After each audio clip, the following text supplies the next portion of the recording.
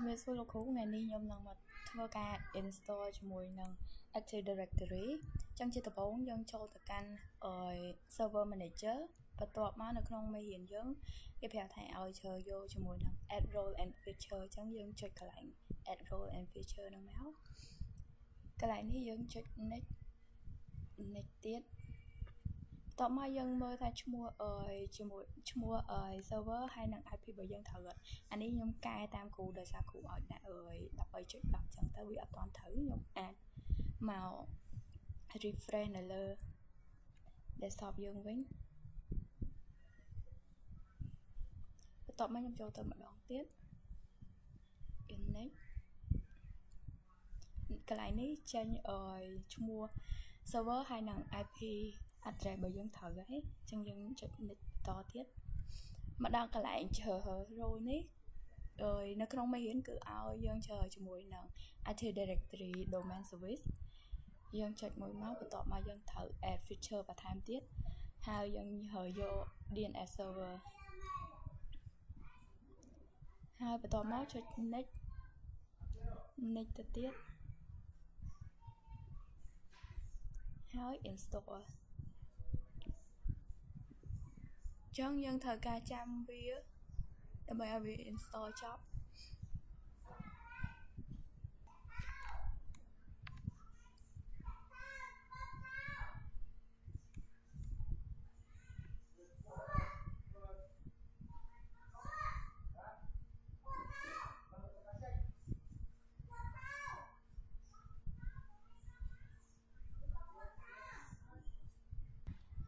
អញ្ចឹងអានេះយើង install ហើយយើងចុចបិទវាមកបន្ទាប់មកយើងទៅ promote ទៅជា domain controller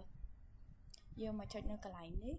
បន្ទាប់មកយើងយកពាក្យថា promote this server to a domain controller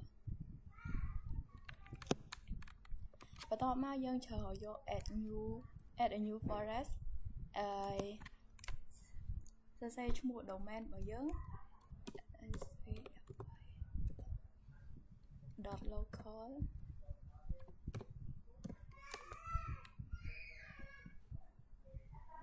បន្ទាប់មកចុច next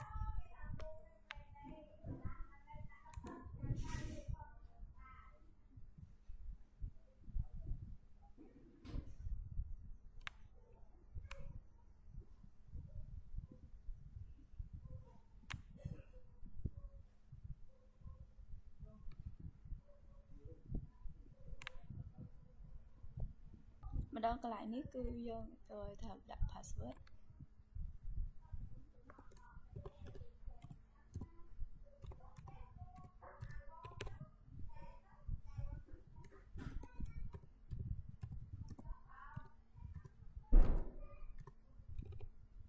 ចុច next ទៀត next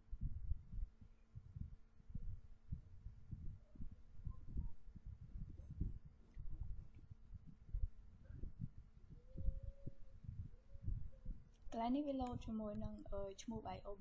ឈ្មោះ domain name ដែលយើងបញ្ចូលដល់ sv.local មិញហ្នឹងវាចាប់យក sv.13 ចុច next បន្តទៀត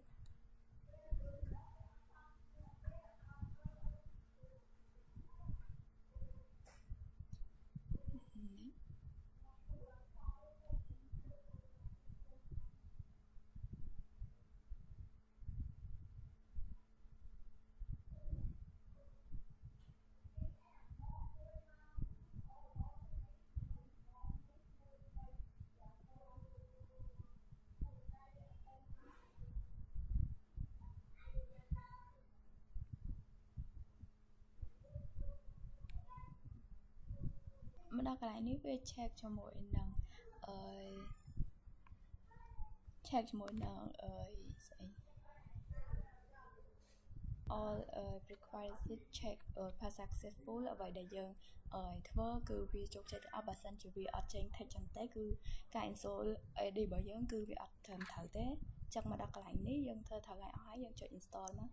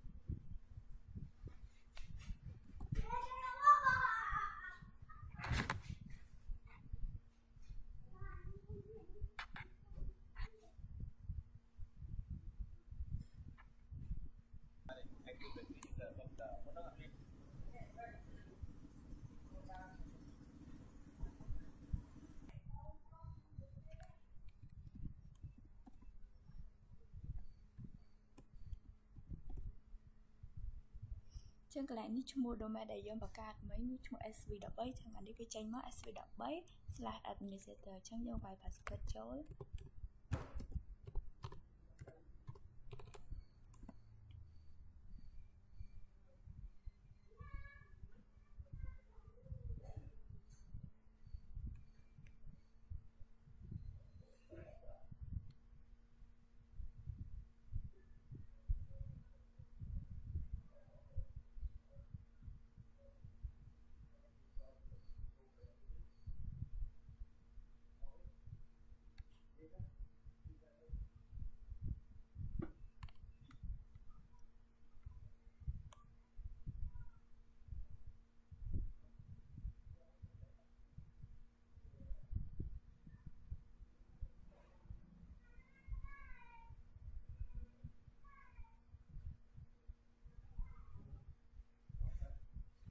ចឹងយើងទៅមើល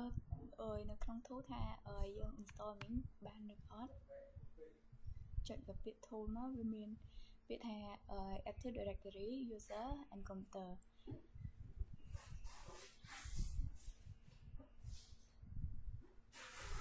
ចឹងនេះឈ្មោះ SV13.local ជា domain ដែលយើងបានបង្កើតមកមិញហ្នឹង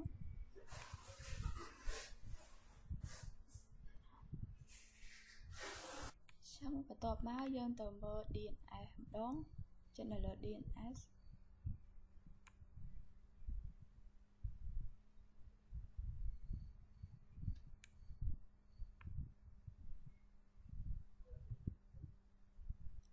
បន្ទាប់មកចុចឲ្យវានេះចាយើងឃើញមាន forward lookup zone ហើយនិង reverse lookup zone forward lookup zone វាដូចជាយើង translate ពីឈ្មោះទៅជា IP ហើយ reverse lookup zone ហ្នឹងបានន័យថាដូចយើងបដូរពី IP ទៅជាឈ្មោះហ្នឹងចាឥឡូវហ្នឹងយើងមកធ្វើការ NS lookup មើលថាតើវាអាចបកប្រែពីឈ្មោះពីឈ្មោះ server របស់យើងហើយនិង IP របស់យើងបានអត់វាយ NS lookup ឈ្មោះ DC ចឹងវាបកប្រែបានហើយចឹងយើងត្រូវ NS lookup ជាមួយនឹង IP វិញ